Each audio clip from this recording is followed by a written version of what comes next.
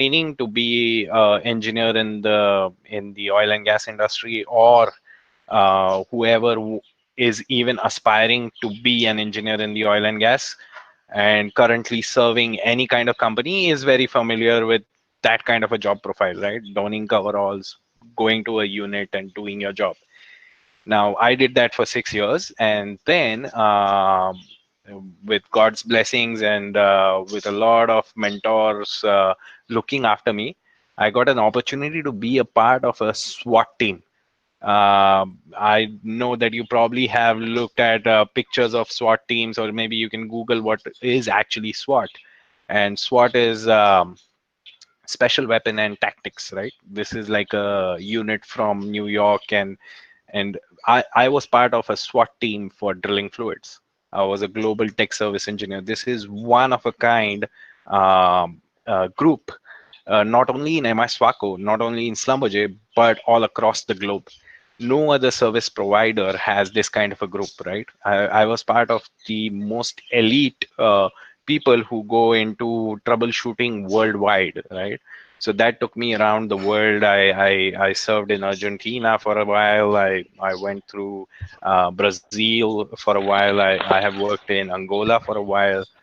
So this is happening in all the 4 years that I was serving as global technical services. And then I came back, and now I'm deployed or currently serving as a technical manager for South and East Asia. So that has 7 countries according to Schlumberger books.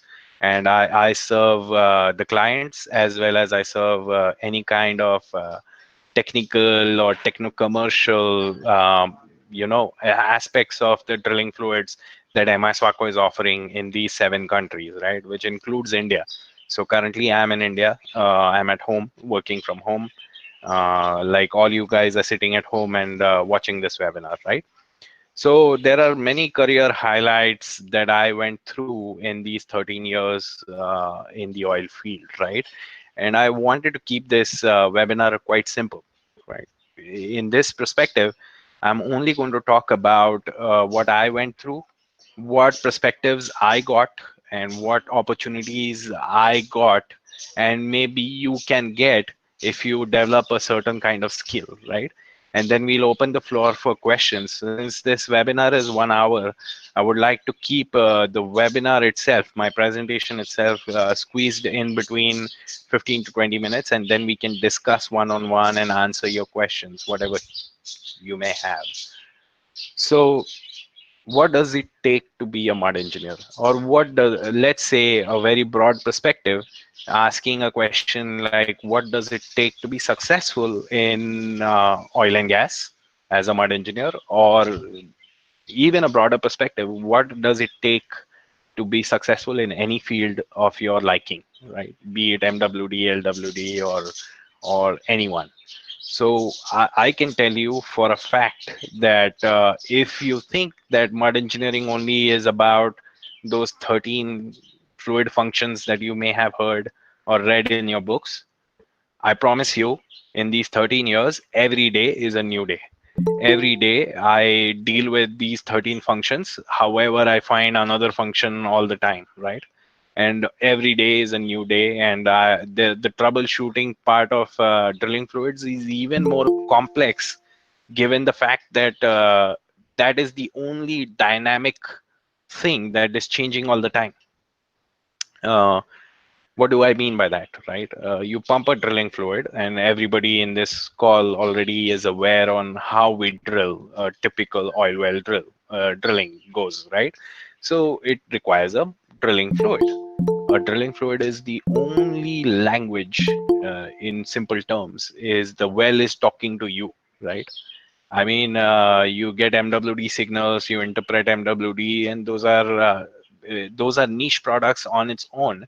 But in a larger perspective of things, the mud is the only thing that touches each and every part of the wellbore, comes back, and then talks to a mud engineer in its own language. Now, that is the language that you will decipher as being a mud engineer, right?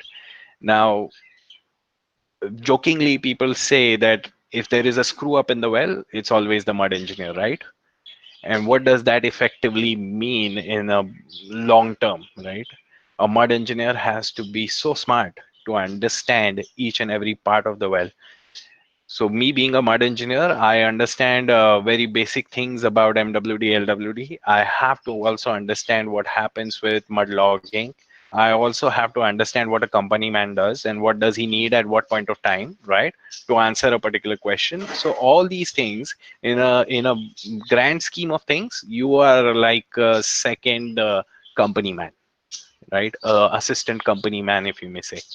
So what does it take to be a mud engineer? It needs a skill which transcends your basic physics, chemistry, mathematics, your own engineering, and also needs a little bit of business acumen. Why did I say that? Right now, business. What does business have got to do with an engineering field? Right, it has nothing to do with that. If you think like that, you're going to go nowhere in the industry, right? Everything is business.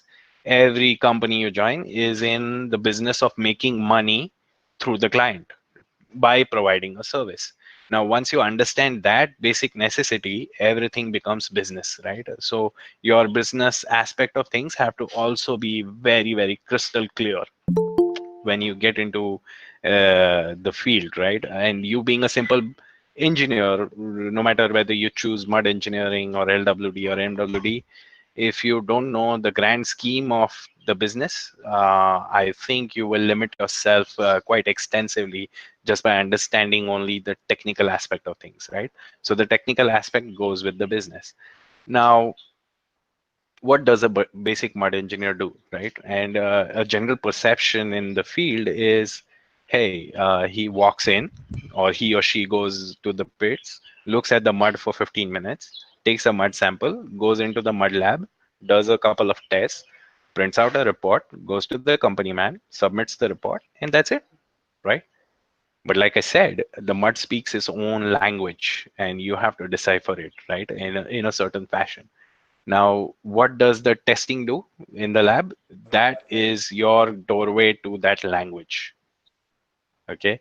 Now, again, this is a very cursory introduction, and there is no way I can get into things that I learned for 13 years, right?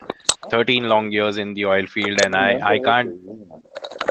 I'm sorry. I hope everybody is muted themselves, right? Yeah, yeah. Yeah.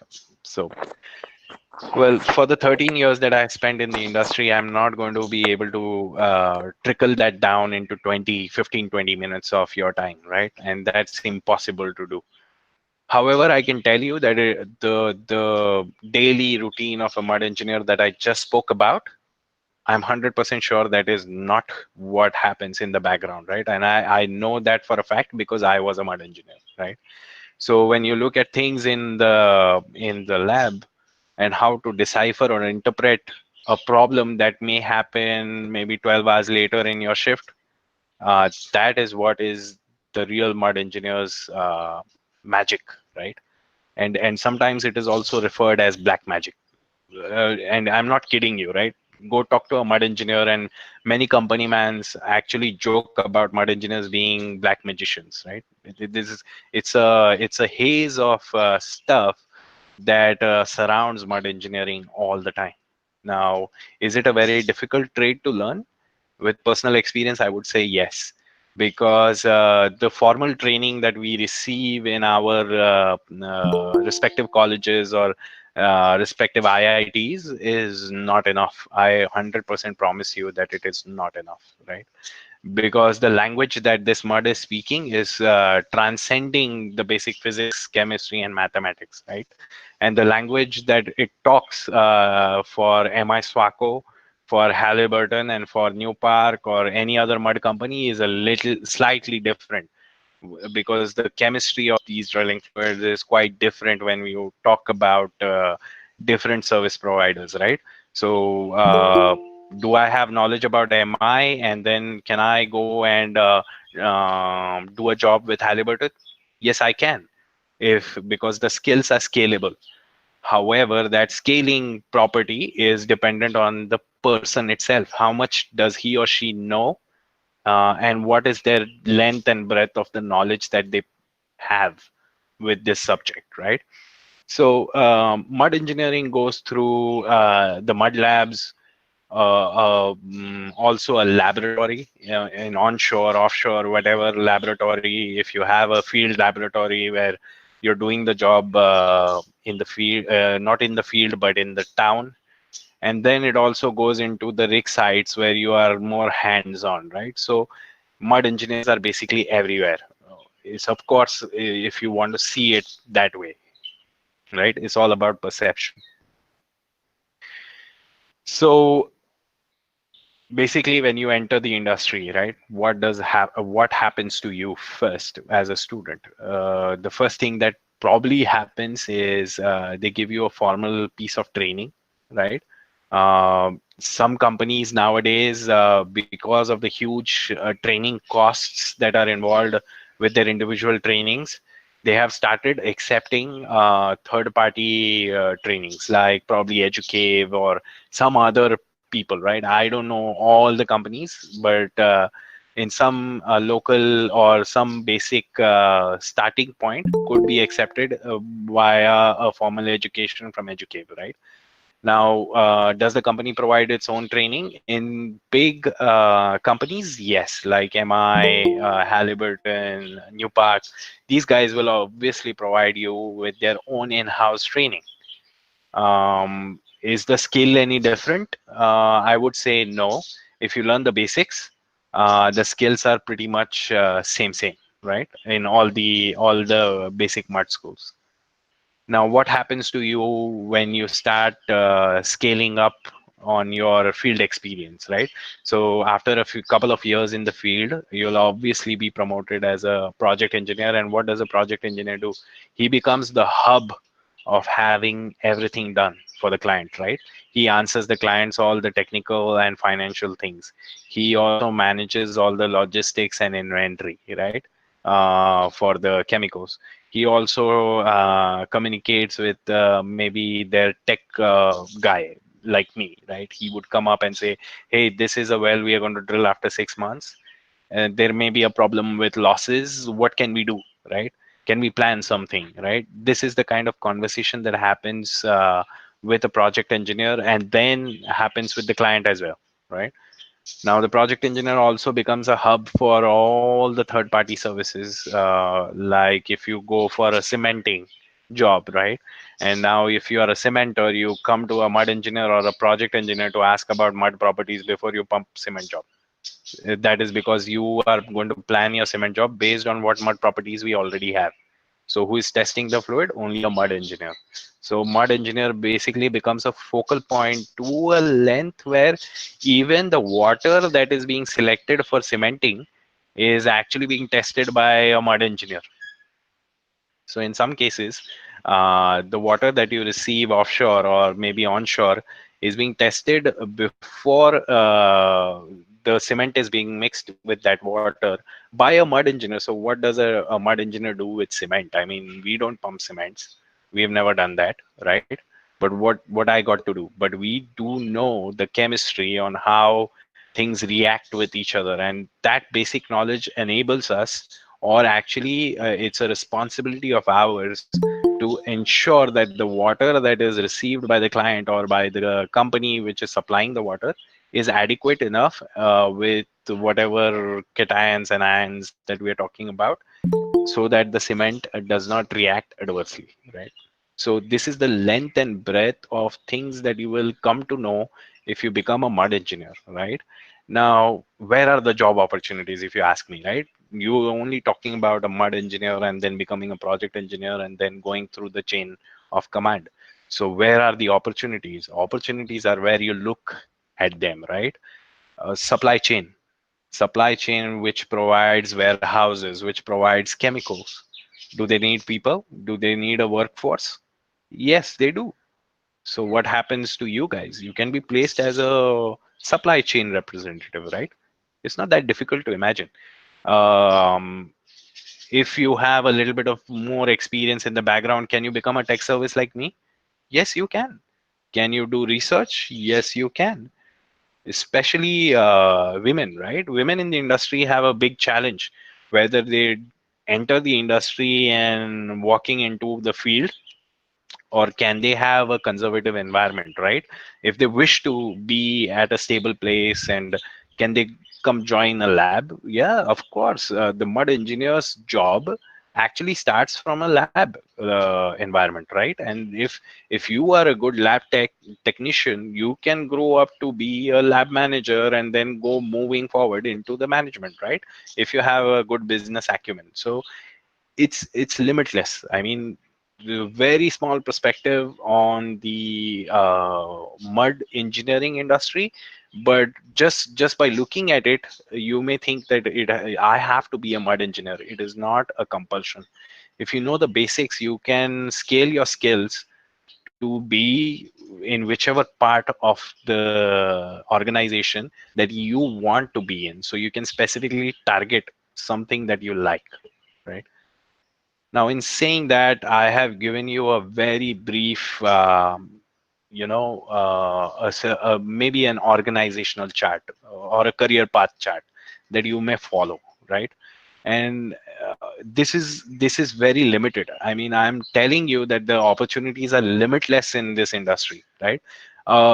Basic chemistry graduate can get into supply chain qualifications, QA/QC, research labs. Forgive my jargon. I mean, QA/QC is quality assurance and quality control, right? Every chemical needs their own quality assurance and quality control. So in that scenario, of course, you can be a QA/QC engineer where you're checking for impurities, and this it's just limitless on how you can go scale these skills to bag a job in the oil and gas, right? So with that, I will end my conversation. This is has been a one-way street for now, right? Let's open it up for questions, and let me just have a complete interactive experience, right? Students, you may ask whatever you think is right. Salaries, of course, I'm not going to disclose my salaries, but I can say that the salaries are pretty respectable when you begin, depending on the job market.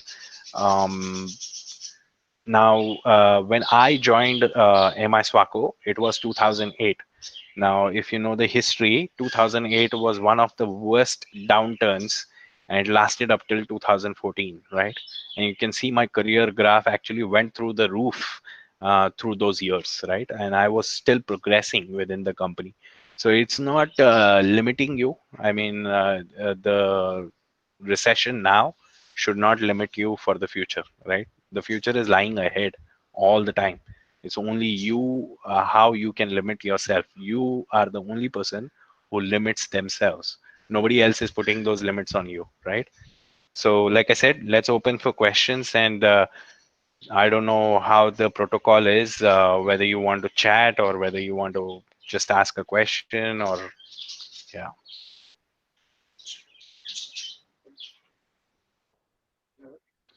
Yes.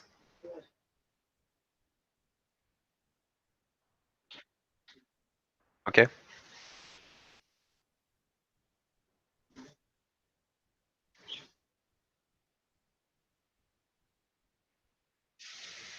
All right. So, Debu, it all depends on what kind of area you are in, right? Now, let me explain that with an example. If you are in the middle of the sea on an offshore rig, let's say, for example, west coast of India on an ONGC rig in the middle of the sea, you probably like to have seawater. Can you use seawater all the time? No, because cement does not mix in seawater.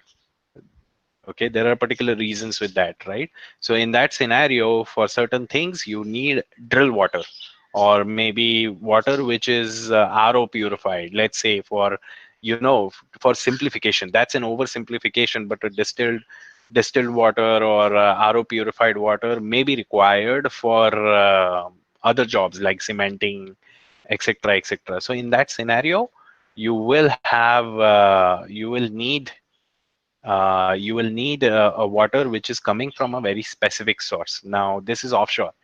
Now, when you come to onshore, let's say east coast of India, where you are drilling in Kakinada or in Assam or somewhere around that, right? In that, if you have a freshwater source, that is always preferred, right? You have to put in a little bit of treatment for any kind of hardness in water.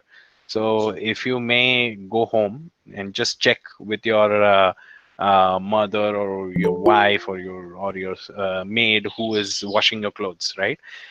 If your water is quite hard, if it has any salts, your detergent is not going to lather up, right? This is basic chemistry. You probably learned it in school or college, right?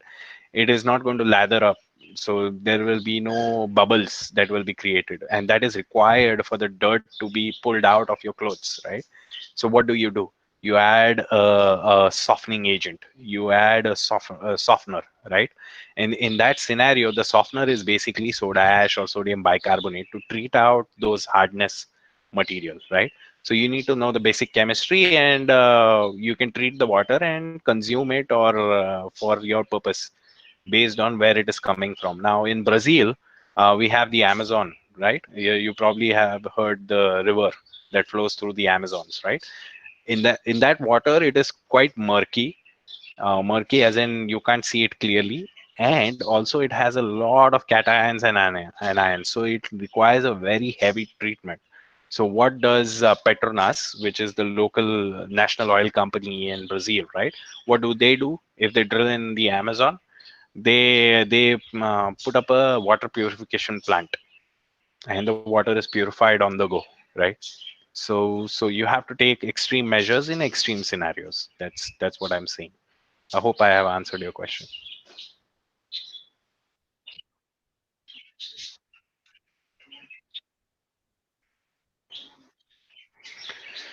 All right, so this is a very generic question, and there is a lot of history behind it. But what I can say is, in simple terms, water-based mud is where your continuous phase, and someone who is chemistry savvy would probably pick up on that. That the continuous phase is something where that is the main ingredient in your fluid, right? If your main ingredient is water, that will be water-based mud. If your main ingredient is oil or synthetic oil or diesel or something else, it's going to be oil-based mud. It's simple as that. However, the chemistry is quite complicated, so don't get me wrong. I'm oversimplifying things just for the sake of keeping the webinar towards more towards a simple job profile. But the chemistry is very, very complex. So we can get into chemistry when we probably have a technical webinar, right? This is not a very, very technical webinar.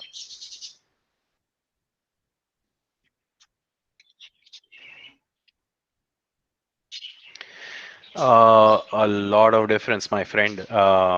Mud logger is actually, in simplified terms, is a geologist because he's looking at the geology of the well, and also monitoring the well for any kind of abnormal readings, right? Maybe it is gas, it is water, it is the cake, or it is spit volume. So it's like a complete monitoring service. Now, mud engineers are very, very different in that perspective because mud engineers are actually building the drilling fluid, building the first BOP of the well. So I don't know whether you have read about this, but mud provides the hydrostatic overbalance in a well while you drill, right? Or kick overbalance. There are various terms for that. So mud engineer is only not only about the mud, because he has to also interpret any kind of slight changes with the mud if your geology is changing, right? So mud engineer is looking after the mud in simple terms, and mud logger is looking after the geology and the complete monitoring service. However, if you ask me who has more in-depth knowledge of what is happening on the well, it would be both. I would not rely on a mud engineer if he does not know what is happening in the well, and same goes for the mud logger. So both of them should have complete knowledge of what is happening in the well.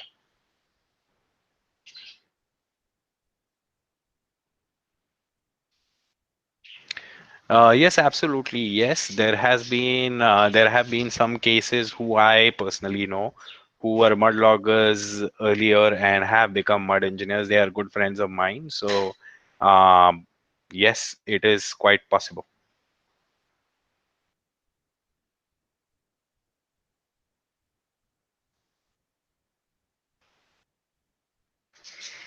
So, MTech, or basically having any kind of mechanical background, you are very well versed with fluid dynamics, right? And what is drilling fluid? It is a fluid where you are talking about flow properties of a fluid. So I'm getting a little more complex with the words.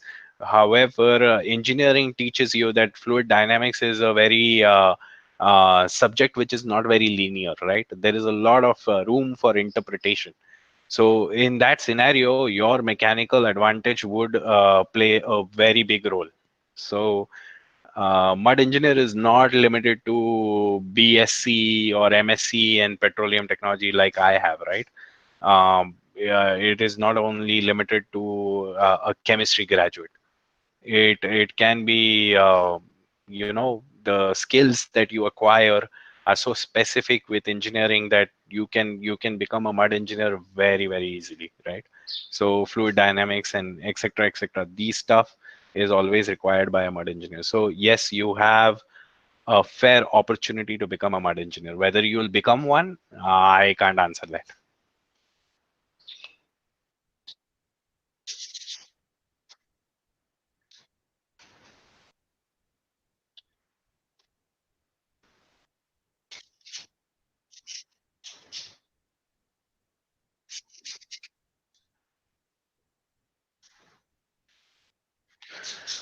So, Arunima, I am going to be very, very direct. Okay. There is no prejudice against women in the oil and gas industry. Okay. Forget that, erase that completely out of your brain, right? It does not exist. Okay. Why do I say that? Is because companies are now making a very conscious effort on having enough diversity, gender diversity in their own organizations. Prime example, Schlumberger, right? Schlumberger has a target of having 13% of their population by 2025 to be women in higher management, right? So talking about vice presidents, talking about area presidents, so there is no prejudice against women, right? Where I would think not only a man or a woman, right? I'm not going to make that distinction. Where a person would actually lack in getting into the things is when they think that they already have that skill. As soon as you think that you already have a skill, you are limiting yourself to learning new things, right? So since your question is very very specific, I'm going to have a very specific answer, right? um, you have an interest in well control, which is quite known, right? And when it comes to well control, there are only couple of people in the industry who are authority on it, right? One would be the company man, one would be the OIM, or offshore installation manager or rig manager, and then would be the mud engineer, right? So, so when you talk about well control, these few people on the rig perspective are directly involved. Uh, Now, if they are asking for some kind of experience behind it, right? Because a crisis management team is quite sophisticated, right? You don't get like me. If I entered my career and I asked them to make me part of the SWAT team that I was, I would be unfair on them, right? It would be unfair on Slumberjay to give me that position because I have no experience, right? So it's not a prejudice. It's probably or most likely related to your experience, right? And there is no replacement for the experience in the field. I guarantee you that. Whatever I learned and whatever I have acquired is a skill which I began in the field, and I didn't have a platform like Educate where I go in knowing about drilling fluids, I go in knowing about MWD, LWD. I had to learn everything on my own on the fly, right? So if that is going to be the case, I wouldn't say it is a prejudice against only women or only you being singled out. It probably is your experience, right? So invest your time to get the experience, get the skill, and then I'm pretty sure that you will get to where you want to get to in your career very, very easily. I hope I have answered your question.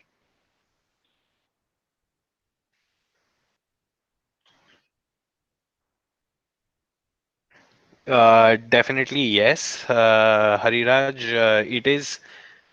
You wouldn't now everybody who knows about a basic chemistry knows that pH of anything ranges between 0 to 12, right? Now if I tell you that there are pHs above 52, you'll be surprised, right? But there are materials in the industry which are pH above 52. They are going to corrode everything, right? Now, take an example of the water that you're drinking, right? If the pH balance is slightly off, right? It's probably on the acidic side. Let's say a pH of 4 or 5, you won't be able to consume it. You'll damage your internal organs, right? And now if the pH balance is overbalanced, which is sometimes on the mineral waters that you drink out of the bottle, around 8.5, 9, or there are some people who say that this is pH regulated water, right? That's a marketing gimmick. So pH has to be around 7. Same goes for your water or anything that you use, which is water soluble or water related in the oil and gas industry, right? You regulate the pH to become to manipulate your range in such a fashion that it does not damage your steel tubulars, it does not damage your environment, and it does not even damage your tools or your elastomers that you are pumping, right? In your MWD, LWD tools, whatever elastomers you have. So pH has to be regulated. That's a very simple answer to you. And what is the pH level? It will vary on the mud system that we are using. So that is a very technical specific question. So you'll have to learn about the mud systems first. Only then you will know what the pH level should be and why is it regulated in that range. Yeah, I hope that answered your question.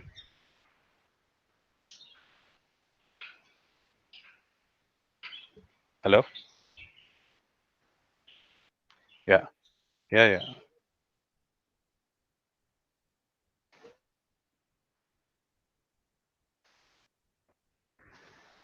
Okay, those are two separate questions, right?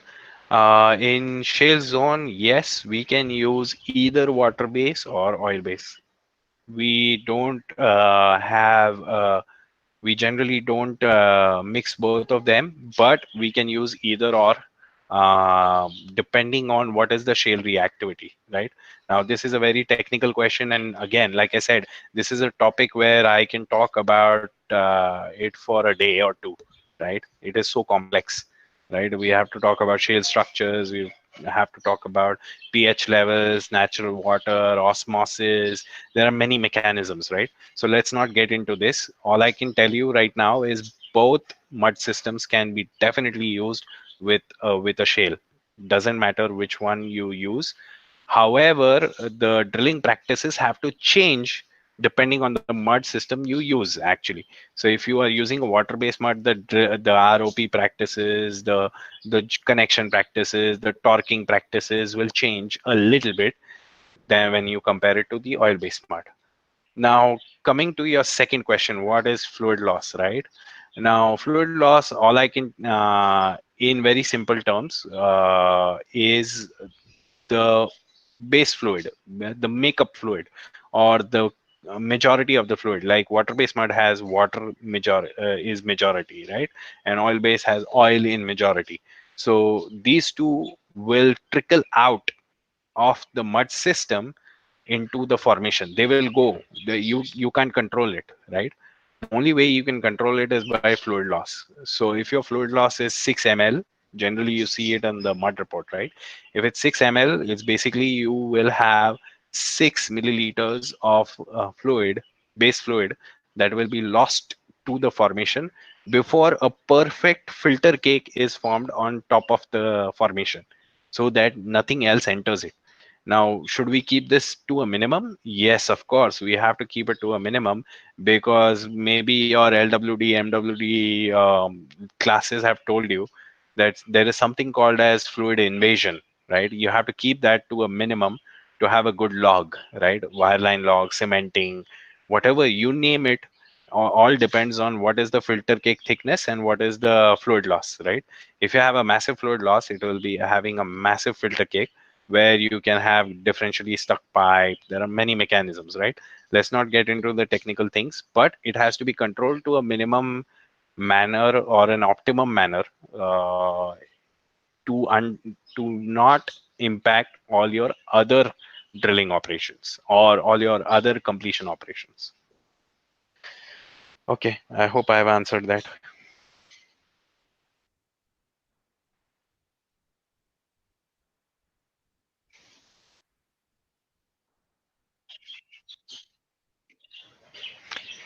All right. So Danish, the simple answer would be, like I said, there are two stages, right? There are certain skills that you actually acquire by doing your regular education, right? And then there are skills that you acquire outside your education, and then there are a little bit of more skills that you acquire by practicals, right? Practicals as in field experience or doing it yourself kind of deal, right? So now the skills that you already acquire with your petroleum engineering are different to the skills that you will get in the field, right? How do you bridge the gap? I would say you should take more technical courses, right? The biggest limitation of our educational system globally, not only in India, but globally, is that it is so structured in a fashion where it is catering to the masses. Okay. When I say it like that, it means that when you do your engineering, you are basically applicable to a broad spectrum of industries, right? They're trying to make you skilled for a very broad spectrum, so you can bag a job, maybe in a car making company or also an oil and gas company. Now, if you want something to be very very specific, if you want to target something very specifically, that is a skill that you will have to acquire outside your current educational system, where Educave and other companies that do this kind of professional courses will help, right? So you'll have to decide if you want to invest in mud engineering, cementing, etc., etc. You'll have to learn that skill outside your regular course, right? And again, do you learn all the skills?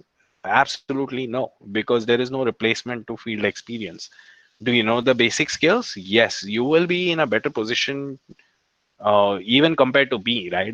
If I turn the time machine back to 2008, if you had a professional course of mud engineering, and if I was standing in front of you without any mud engineering background, I'm 100% sure you would have been selected, and I would have lost the opportunity, right? But that goes to say that how much the education industry has progressed, right? Educave just came into existence, right, a few years ago. And the education industry, the technical, the professional training industry has progressed quite a bit apart from our internal education system or the regular education, formal education system, right? So I strongly recommend a technical course, which you may select on your own at your own liberty, uh, but that will help you to hone your skills, right? Get those additional skills that you need, that additional leverage that you need to bag a job in the mud engineering industry.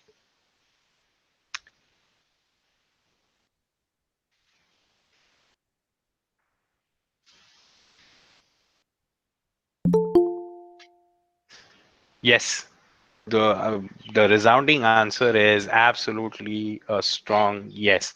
In fact, I myself developed a in-house nanoparticle, which is now being patented. In a couple of months, the patent will be filed, right? So nanoparticles is a big deal, right?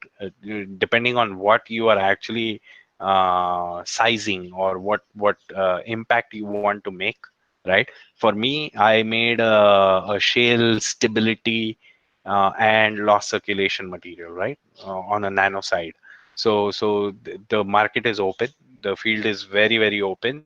There are not a whole lot of nanoparticles in the industry, but yes, it is an acceptable fact that nanoparticles is the future, right? So yeah.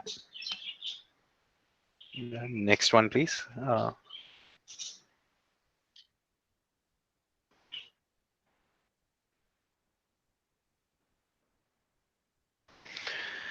All right. This one is a little difficult to do, right? Because no matter what kind of answer I give you, I'm limiting you, right? And you should think of about yourself as boundless, limitless, right? Because the oil and gas industry in is very, very broad. I know that many people have advised you otherwise. Many other industry recognized experienced people have may have told you that, oh, it is such a niche industry, it is very small, and the skills are so highly required and acquired, and it is very complex. Let me give you a fact that this is like any other industry in the globe, right? They need salespeople, they need supply chain people, they need, and it is not only MI, right? I'm not only talking about Schlumberger. I'm talking about the industry on a whole, right? You talk about clients, right? ADNOC and all these people, they also hire mud engineers. They have their own mud consultants who look after the service companies who service them, right? So they're like a client mud engineer, right? So even mud engineers has three specific tiers. There is a client mud engineer, then there is a service company mud engineer, then there is a real mud engineer, then there is a technical mud engineer. There are many other things, right? So I'm not going to limit you by saying that there is only so many jobs. I'm going to tell you that there are many, many, many jobs. It is only your imagination that is limiting you, right? Where does your skill apply? Do you have basic management skills? If yes, then you can go into supply chain and look after shipments, gain experience that way, right? Do you have a little bit of management skills? You can go sit in a Transocean or Transocean office and look after logistics for Transocean, right? So it's only you are limiting your own imagination, right? I'm not going to say that there are very few jobs.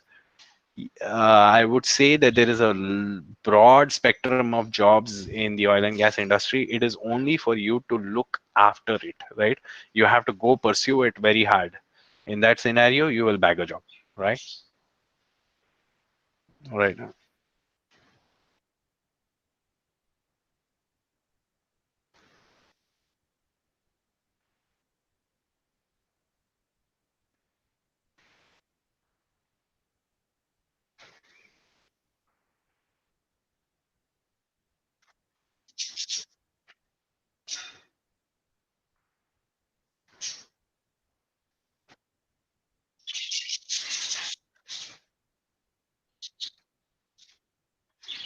Okay, Darsha. Well, very specific job-related question, and I appreciate that you're being honest, right?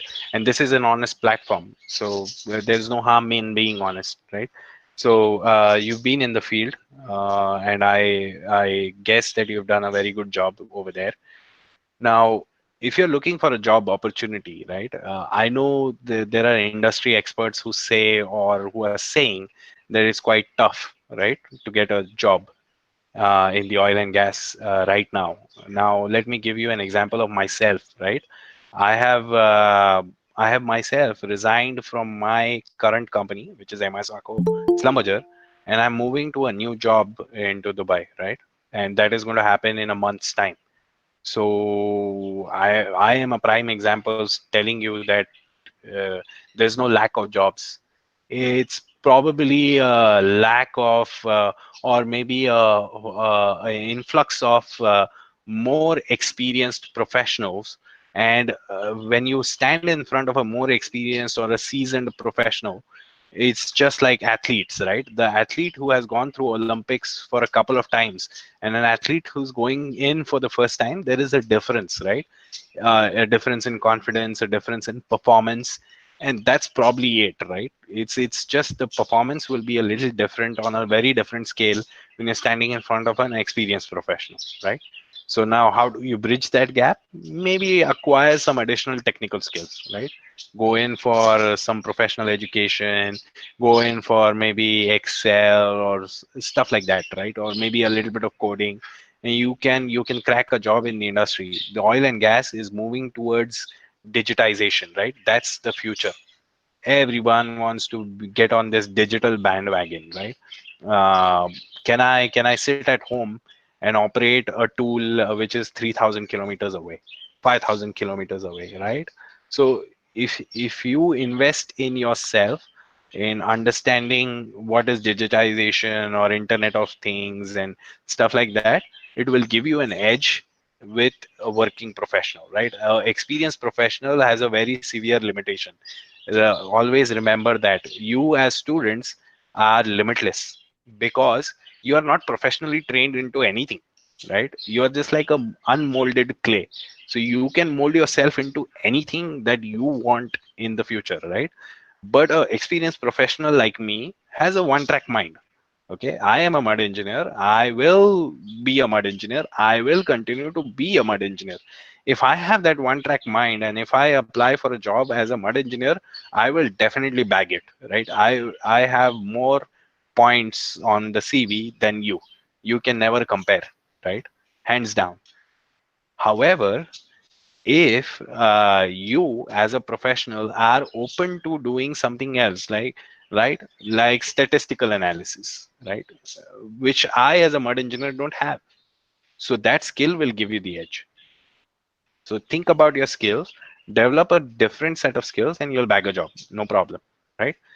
And working from home, it's absolutely marvelous. I mean, I am enjoying myself to the extent, and I didn't give you a very thorough background about me, but if you consider 365 days a year, I am traveling about 290 days a year, right? I am in different country, different time zone all the time. I'm in Malaysia for 3 months, and then I will go to Thailand for 3 months, and then I'll go to Vietnam for 2 months, and then so I'm out of home for most of the time. So um, just to a little bit dumb it down for you guys, I have a 60-page passport, out of which only 6 pages are remaining, and I had that passport built in 2019 in June.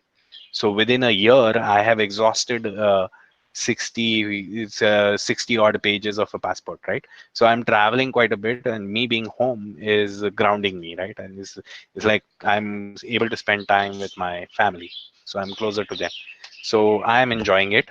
I don't know about my other colleagues. They keep complaining because they have kids and the regular family life. And for me, it's otherwise, right? Because I just absolutely love being around my family.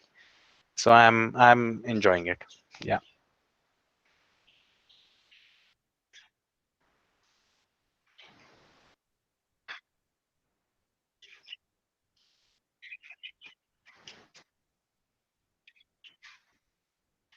So air is a drilling fluid, my friend.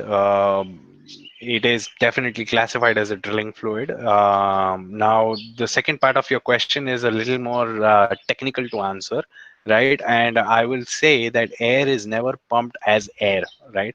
You probably have looked at water wells being drilled where air is enough, right? When you're talking about 1,000 meters or 2,000 meters down the Earth's surface, that is not going to work, right? It doesn't have enough you know body, let's say, for the lack of a better word, right? Enough body to really suspend and bring those cuttings up, which is the primary responsibility of a drilling fluid. So air is always mixed with something else. Maybe we'll pump some nitrified foam, right? And those are actually considered as viable drilling fluids in certain industries, right? Coal bed methane sometimes is being drilled with air. Some geothermal wells in Australia are drilled with air, right? So it is applicable, but it requires a little bit of surfactants. um, and you can Google the word surfactants and it'll tell you that it reverses wettability and stuff like that. We need those surfactants to be mixed with the air to give that kind of an impact, right? And that should subside your fire related question, right? Because sometimes we are not entirely fireproof. We can never be, but there is a risk matrix we go through, right? Every drilling engineer goes through, and if it is found that there could be a kick or a massive kick or which could lead into a fire, we then generally switch from air to fluids, real oil based or water based kind of fluids, right? So that matrix is in the design phase, but yes, air is also used as a drilling fluid.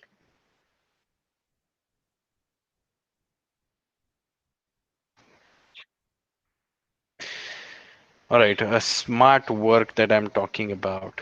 Okay, smart work is well, I wasn't that smart when I was in college. So let me give you my example. I used to work really hard.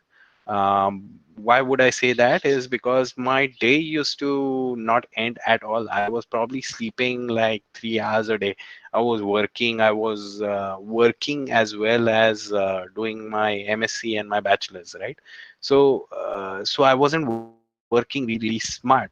But why would I say that I worked hard, but eventually it became smart because I scored really good marks, right? So I was smart. I knew what to study because if you ask me what I studied for my masters, gaining my masters, I studied exactly what I needed to study because that gave me the edge over everyone else. I was the bronze medalist in Pune University, right, in my college. So that gives you a little bit of insight on what is smart work. Know what you need to know and know what you don't need to know, and knowing the difference between the two is how do you bridge the gap, right? So you have to talk to the people and understand. You have to understand the depth of the person who's talking to you. Is he giving you the right information or the wrong information? What to absorb and what to deflect, that is your own personal choice. So that I probably mean is what smart work is, right? What to absorb and what to deflect or what to avoid.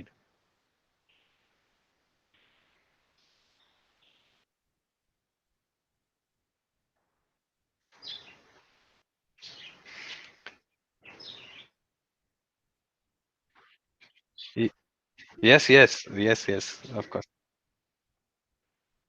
Hmm. Hmm.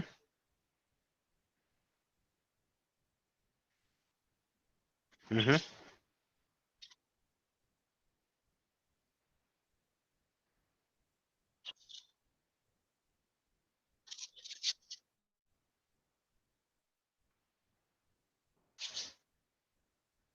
Hmm.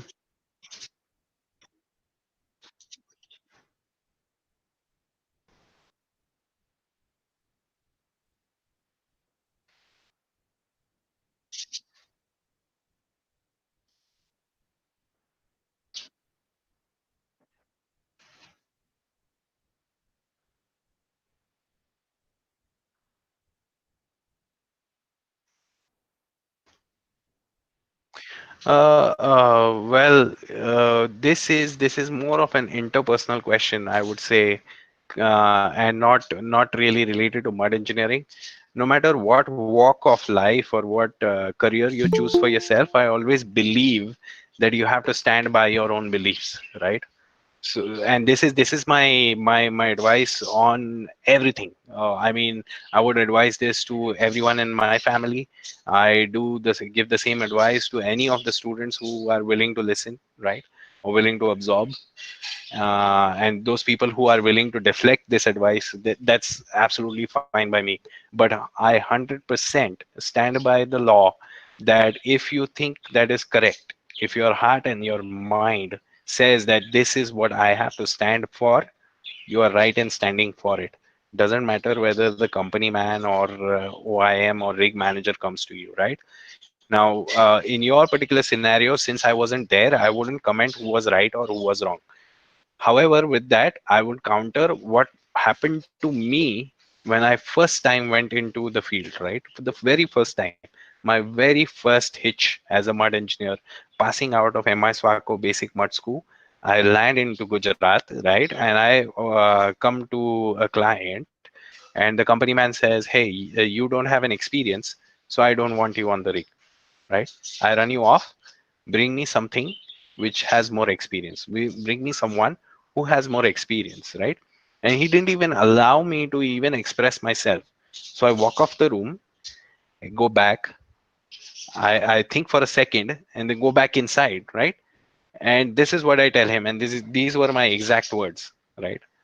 Hey, listen, company man, I forget the name because it has been, and I'm growing old too, right? I forget the name of the guy, but I said, listen, if you give an opportunity to me, let me prove myself. Now, there is nothing happening on the rig side. Everyone is wireline logging, so I think I deserve at least that much with my education and with whatever age and whatever I have done in my life, right? Now, if you forever decide after that opportunity that I wasn't fit enough to be here, I will resign myself and I will go. I will resign from the position and I will go away from here. And the company man came back and said, okay, if that is going to be the case, I'm going to give you a simple mathematical calculation that you will do. There is brine in the well. This is the weight. How much more calcium chloride, or I mean, how much more salt it will take to make this brine to that X weight, right? And he gave me a weight. He said, calculate this in the next 2 minutes and give it to me because it's a well controlled situation. So I go back, calculate it within 1 minute, right? In fact, I calculated quite quick in front of him. And then he was happy. He gave me an opportunity. I was there for 30 days. He was very happy with me. And he actually gave me a recommendation letter. After that, I was never onshore. I never did a well onshore after that. I was always promoted to be a offshore mud engineer beyond that, right? I was always offshore. Deep water, jackups. I have been to several other rigs, but never onshore because I was promoted internally to be an offshore mud engineer. So all I can say is your attitude has to be positive. There will be different scenarios in the well, different scenarios and different people coming from different walks of life that will you will encounter in the field, right? And when you don that coverall, you actually represent your company. You don't represent yourself, right? So if you are behaving very badly or very aggressively, it is not a reflection on you yourself. It is your company too, right? Your brand image, right? So I would recommend don't be aggressive at all. There's always a learning opportunity with any kind of adversity that comes in the field. So be humble, be grounded to the earth, right? Know know what you don't know, and have the courage to say, I don't know this. I want to learn. If you inculcate these three skills in your daily life, I mean, you can be successful beyond measure, right? So that is my advice to you. I don't know whether you what you did was right or wrong, and I will not comment since, like I said, I wasn't there personally to see it, right? That is a situation that happens all the time. So I hope with this I have answered your question. I Yeah, so yeah.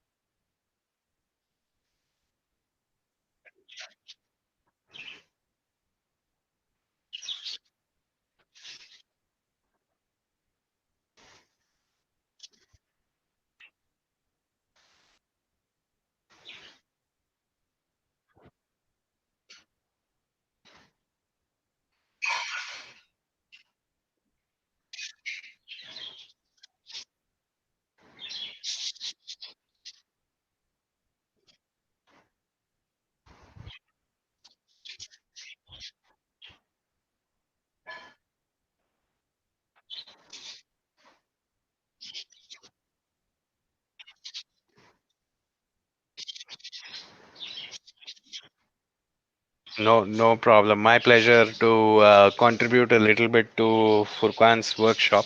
In the future, if you need any more technical, right? Like I said, this wasn't very technical. It was like a heart to heart, right? What I went through, and it was a true reflection on what happened to me, right? And what may happen to you. But if you need something technical, feel free to email me, and I'll squeeze that through into my schedule, and then we can take it further. Yeah.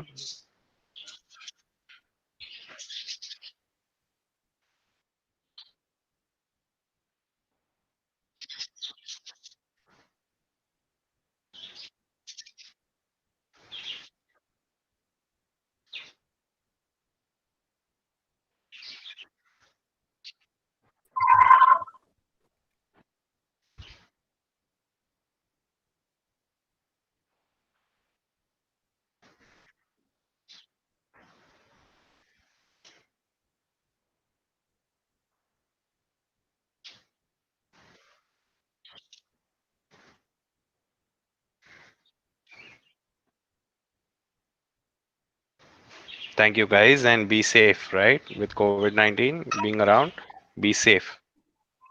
Take care. Bye bye.